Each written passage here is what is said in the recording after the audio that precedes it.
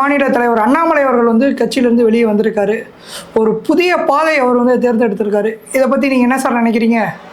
நல்ல பாதையை தேர்ந்தெடுக்காருன்னு நான் சொல்லுவேன். அதாவது வந்து அவருக்கு சில சிரமங்கள், ஒரு முழு சுதந்திரத்தோடு செயல்படணும் அப்படிங்கிறது அவருடைய எதிர்பார்ப்பாக இருந்தது. பாஜகவில் முழு சுதந்திரத்தோடு செயல்படணும், பாஜக கட்சி தமிழகத்தில் ஆட்சியில் கொண்டு அமர வைக்கணுங்கிறது அவருடைய எதிர்பார்ப்பாக இருந்துச்சு.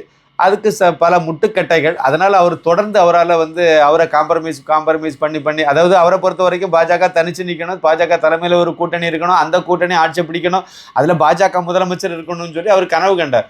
ஆனால் அதுக்கு வந்து பாஜகவினுடைய இங்கே உள்ள ஆட்கள், அப்புறம் வந்து டெல்லியில் இவங்க நிர்மலா சீதாராமன் மாதிரியான ஆட்கள், அப்புறம் குருமூர்த்தி, அப்புறம் இங்கே உள்ளவங்களே உங்களுக்கு தெரியும், பல தடவை சொல்லிட்டான். இவங்க எல்லாம் சேர்ந்து இவங்களுக்கு வந்து அதிமுக கூட்டணி வச்சா நல்லதாக இருக்கும்னு இவங்க நினச்சாங்க.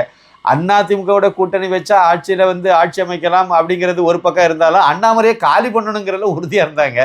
அவங்க இதுபடி சரி, அவரும் சரி பரவாயில்ல பொறுத்து பார்த்தாரு. அவர் இன்னைக்கு பேசுனதை நீங்கள் எல்லாருமே உலகமே வீடியோ பார்த்துட்டாங்க.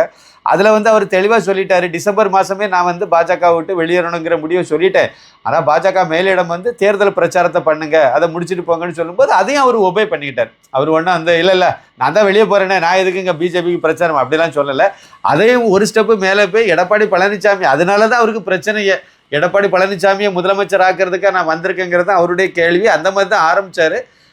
அதனால தான் பிரச்சனையும் வந்துச்சு. இருந்தாலும் அதையெல்லாம் தாண்டி கடைசியாக அவருக்கு வந்து நிர்பந்தத்துக்கு உள்ளாலாகி அவரும் காம்ப்ரமைஸ் ஆகி பிரச்சாரத்தெல்லாம் பண்ணார். எல்லாம் நல்லபடியாக முடிச்சுக்கிட்டு பாஜகவுக்கு கடைசி வரைக்கும் அவரால் என்ன செய்யணுமோ அதெல்லாம் செய்து முடிச்சுட்டு இப்போ அவர் வந்து தனி கட்சிங்கிற இதில் வந்திருக்காரு. முதல் கட்டமாக அமைப்புங்கிற மாதிரி சொல்லியிருக்காரு. கண்டிப்பாக இன்னும் ஒரு சில மாதங்கள்லேயே தனி கட்சி உதயம் ஆயிருங்கிறது தான் என்னுடைய